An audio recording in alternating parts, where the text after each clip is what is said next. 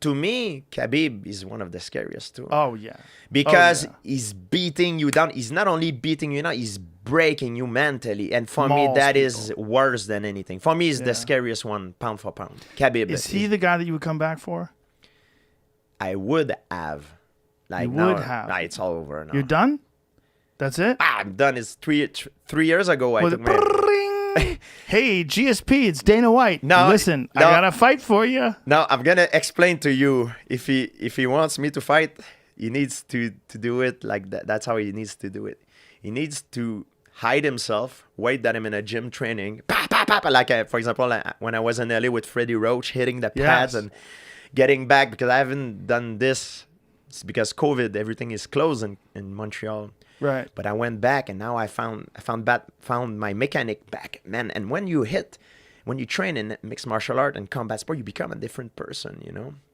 And and Freddie look at me like he's like, George, you get the hitch back. I'm like, stop saying that. And if Dana White would walk in right now in the gym in between round, I would sign the contract in a blink of an eye. Ooh. But then after I go back home, go back in Montreal in my comfort, and I'm like, hell no. There you are, working with Freddie. Yeah, and people are like, hey, are you practicing left-handed? I always been both Switch side hitter, yeah. I like how Freddie has a fucking, he's got a mask on his chin. What's that protecting, Freddie? Take that stupid goddamn thing off. And you know, I'm left-handed because I always been left-handed, and it was a card a secret card that I kept in my arsenal that if I would have need to use it. You switch. Yes, I was going to switch perhaps with Bisping in the fourth round or in the fifth. Oh, really? Yes. So you're more comfortable left-handed? No. You're more comfortable in the southpaw? No, I would say I've started more comfortable as a regular stand, but because I do karate, I always if you ask my coaches, everybody knows, but I always fight one side because I believe it's a secret card that you can pull off and surprise everybody. But you don't show your hand when you play card. You only show what you need to show to win the fight. Well, you see that with Wonder Boy. Like Wonder Boy, he's right-handed, but he fights, in my opinion, at his best when he's right leg forward because he throws front leg kicks. Yes. Like that's one of the things he does. Like he'll switch back and forth fluidly.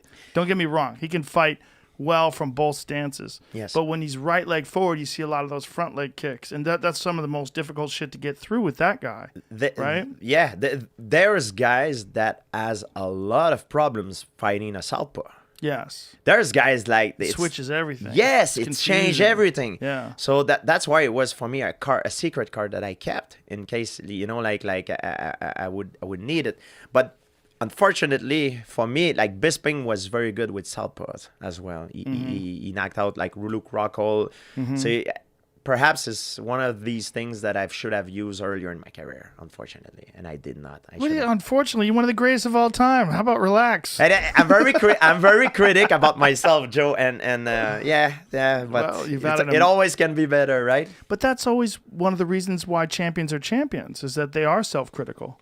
That's what makes, if you just think everything you do is amazing and you don't have any room for improvement, I think some of the reason why champions become champions is this terrible discomfort of like analyzing themselves and like not liking certain aspects of what they're doing, finding flaws in their technique or watching a tape. I shouldn't have got hit with that. Why is that? Like, you get crazy and angry and then you train harder. The people that are self-satisfied, they're like really easily satisfied with their work. They never reach the level of champion because they don't feel that horrible discomfort when you're looking at yourself and you don't like what you see.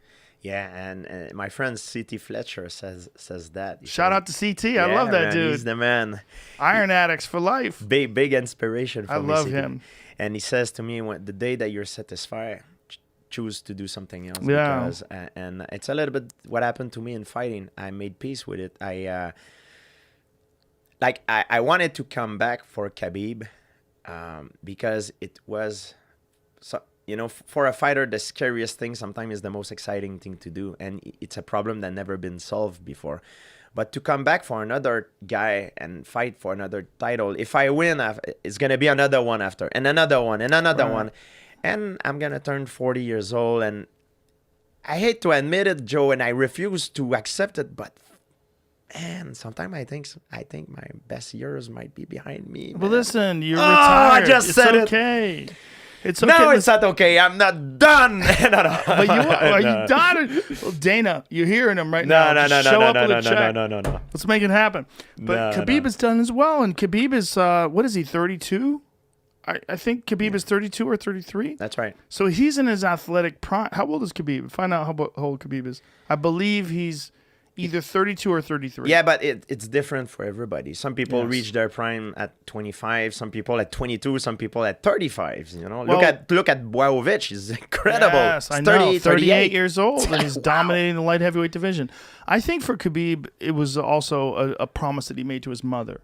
And I think that's where it lies. When his father died, he told his mother this is going to be the last fight, and then he fought Justin Gaethje, Yeah. and they said that's it.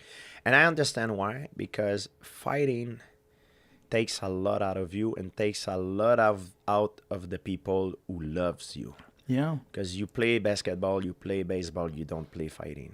And the outcome of a failure, could be very, very bad. You know what I mean? It's not like you lose a game of basketball or something like that. right. You lose a fight, it can have huge repercussion on your health, your well-being, but also your income and your family and everything. Sure, like Stipe's loss to Ngannou. When you watch that loss, that's a horrible price that he paid. When he got knocked out, and you see him out cold, and Francis hits him with that hammer fist after he KO'd him with the left hook.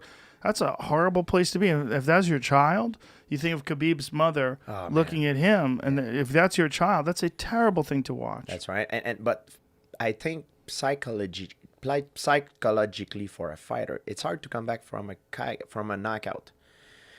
But it's probably harder to come back from a fight where you've been dominated and broken for 5 rounds, like where you clearly know that you did not belong there with the, you know, like for example, like Khabib's, that's his style. That's why I'm saying he's the scariest guy. Right. He can knock you out, submit you, but if he wins the fight, you.